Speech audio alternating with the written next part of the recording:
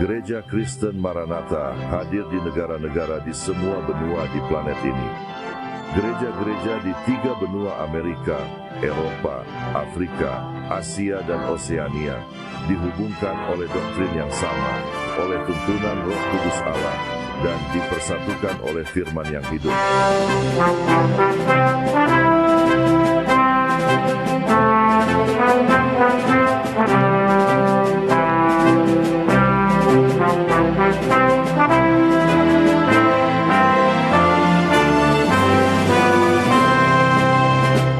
Para frater dari seluruh dunia berpartisipasi dalam kultus yang sama, bersama-sama, dalam tubuh yang sama, dan dalam semangat yang sama.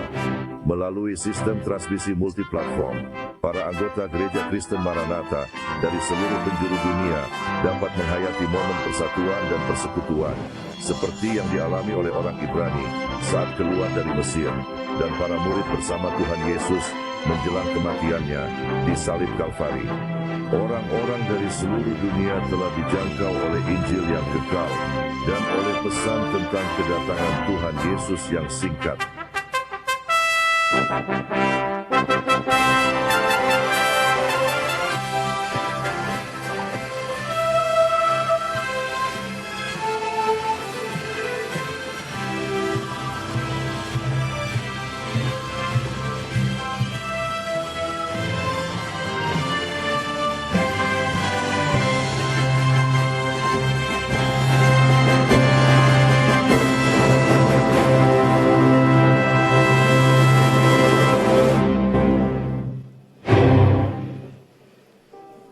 Kami menyapa seluruh peserta acara Beta Hefestas edisi ketiga ini dengan damai sejahtera Tuhan Yesus.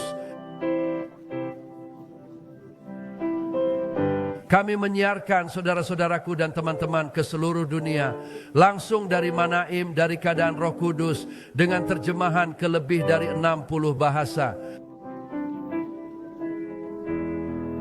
Dan saya mengundang mereka yang hadir di sini di Manaim, di gereja-gereja kita untuk berdiri. Kita akan berdoa untuk berseru-seru tentang kuasa darah Yesus memulai peristiwa yang mulia ini. Allah dan Bapa yang mulia, kita menyebut-nyebut pengorbanan Tuhan Yesus untuk darahnya yang berharga. Karena Roh Kudusnya dicurahkan sehingga acara ini adalah berkat bagi setiap orang yang hadir di sini bersama kami dan yang diundang ke seluruh dunia. Tujuan kami pada hari ini Tuhan adalah agar Roh-Mu menjangkau setiap hati, membawa damai sejahtera, Shenenya manas kamanas pengharapan, dan di atas segalanya berkat transformasi kehidupan melalui kuasa Injil-Mu yang kekal. Segala sesuatu yang dilakukan di sini Tuhan memiliki tujuan untuk memuliakan nama Yesus yang adalah Juru Selamat dan Tuhan kita. Kami berdoa dalam namanya, dalam nama Yesus. Amin. Anda boleh duduk. Tuhan Yesus penebus kita, Juru Selamat kita. Saudara-saudaraku, ini akan menjadi sebuah kata pengantar. Dan saya ingin mengatakan kepada saudara-saudara bahwa kami berkomitmen pada hari ini untuk memproklamirkan bukan sebuah agama maupun doktrin-doktrinnya. Mengapa? Karena kami kritis dan pada saat yang sama bertanggung jawab tanpa terkecuali secara sosial dan politik. tetapi terutama situasi keagamaan dunia yang ada di sekitar kita tanpa jawaban atas begitu banyak pertanyaan. Pertemuan ini merupakan analisis diri yang melibatkan kita semua. Dan saya ingin membuat pengantar singkat karena tujuan kami adalah untuk membuat proklamasi kenabian lain yang terkait dengan sejarah ini. Dan momen kenabian yang sedang dialami dunia, terutama terkait dengan kedekatan waktu pengangkatan gereja yang setia, dinubuatkan oleh Tuhan Yesus, oleh para rasulnya, dan oleh gereja. Para nabi dalam perjanjian lama juga telah bernubuat. Kami akan membahas secara singkat tentang kata Maranatha. Kata Maranatha adalah kata Alkitab yang berasal dari bahasa Aram dan terdiri dari dua kata lain. Maran yang berarti Tuhan kita, dan Ata yang berarti datang. Maranatha, Tuhan Yesus datang.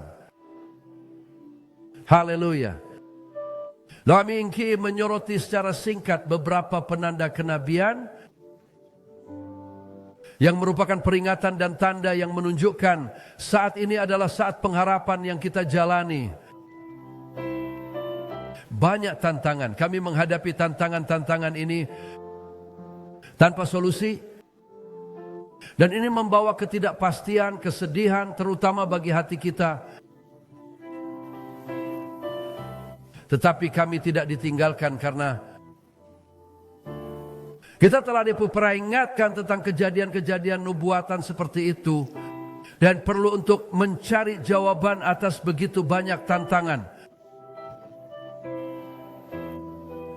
Pada tahun 2019, tepatnya pada tanggal 24 November, di sana dibuatlah acara pertama Trompet dalam Pesta. Dan itu dalam pendekatan ke masa kenabian yang disebut singkat. Hal ini tidak diciptakan oleh gereja kita. Ini adalah Alkitabiah. Ini ada di dalam buku Kiamat di ayat pertama. Ketika dikatakan wahyu Yesus Kristus yang diberikan Allah kepadanya untuk menunjukkan kepada hamba-hambanya hal-hal yang pasti akan terjadi, dan dengan perantaraan malaikatnya ia mengutus mereka dan memberitahukannya kepada hambanya Yohanes. Pendekatan-pendekatan yang dilakukan saudara-saudara saya pada acara itu mempertimbangkan tiga kelompok pertama-tama gereja. Kedua Israel dan ketiga dunia bangsa-bangsa lain. Bagi gereja yang menjadi sorotan adalah perlunya persiapan gereja untuk acara utama, yaitu pengambilan gereja, penumpahan roh sebagai persiapan untuk momen pengambilan ini. Dan nubuat Yoel terbukti yang diulangi oleh Rasul Petrus pada hari Pentakosta. Ya, dapat saudara-saudara dapat membaca bersama saya apa yang ada atau apa yang akan diproyeksikan baca, dan pada hari-hari terakhir itu akan terjadi firman Tuhan. Bahwa rohku akan kucurahkan ke atas semua manusia. Dan dawan kurila kina versen akan bernubuat. Dan orang-orangmu yang muda akan mendapat penglihatan-penglihatan. Dan orang-orangmu yang tua akan mendapat mimpi-mimpi. Ini adalah bagian pertama, haleluya. Dan bagian kedua membahas tentang Israel, pentingnya kenabian Israel. Dan sebuah fakta sejarah disebutkan yang terjadi pada pertengahan abad terakhir, yang merupakan organisasi Israel sebagai sebuah bangsa pada tahun 1948. Ini adalah tanda nubuat yang Tuhan Yesus sendiri jawab kepada murid-muridnya. Dalam Matius 24, 32 dan 33. Dia berkata, saya belajar perumpamaan tentang pohon ara. Pohon ara adalah simbol Israel dalam perjanjian lama. Serta gereja dilambangkan dengan kebun anggur dalam perjanjian baru. Yesus berkata, saya belajar perumpamaan tentang pohon ara ini adalah ketika cabang-cabangnya menjadi Daun-daun liang bertunas, Anda tahu bahwa musim panas akan datang. Lihatlah pujian dari ayat tersebut secara seimbang ketika Anda berasal dari semua hal ini. Saya tahu bahwa Dia Yesus dekat dengan pintu-pintu tanda di Israel dan akhirnya bangsa-bangsa lain. Sedangkan untuk orang-orang lain yang ditunjuk tepat bahwa kita adalah orang-orang lain, banyak tanda-tanda kenabian disorot dengan mempertimbangkan perilaku manusia. Tetapi juga bukti dari tanda-tanda geofisika yang digambarkan dalam nubuat yang ada di Wahyu pasal 8, yaitu sentuhan sangkakala yang merupakan peringatan dan tanda bahwa dari 3 sangkakala pertama kita akan mengamati fakta-fakta yang sangat menarik. Anda dapat meletakkan di layar Kiamat 8, 1 dan 6 yang kami singkat menjadi seperti keheningan di surga ini selama hampir setengah jam. Lihatlah kekasihku betapa khidmatnya di surga. Pada waktu Tuhan ini ada keheningan di sana dalam kekekalan dan ke-7 malaikat yang memiliki 7 sangkakala siap untuk bermain. Setiap sangkakala memiliki pesan kenabian untuk zaman kita. Jadi mari kita pergi ke sangkakala pertama. Berkata demikian, dan malaikat pertama memainkan sangkakalanya dan membakar bagian ketiga dari sangkakala dibakar.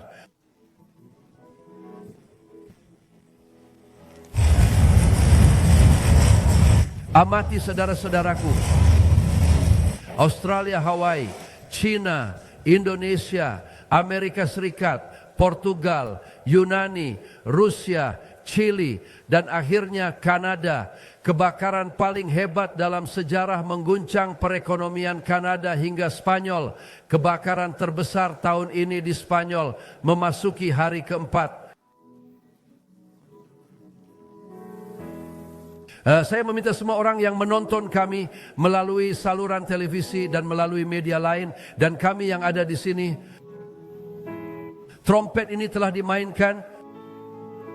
Itu sudah dimainkan. Mari kita pergi ke Kiamat sangkakala kedua 8, 8 dan 9. Dan malaikat kedua memainkan sangkakala dan mati bagian ketiga dari makhluk yang memiliki kehidupan di laut, saudara-saudaraku. Dalam 1970 melihat bahwa ahli kelautan yang hebat itu sudah menghabiskan biaya. Lihat apa yang dia tulis di surat kabar dunia. 40% dari makhluk hidup di dunia sekarang melihat noda besar sampah di Pasifik yang merupakan foto yang kami ambil dari internet foto lain dengan ikan mati di sana, sampah di lautan. Pertanyaan yang tersisa adalah,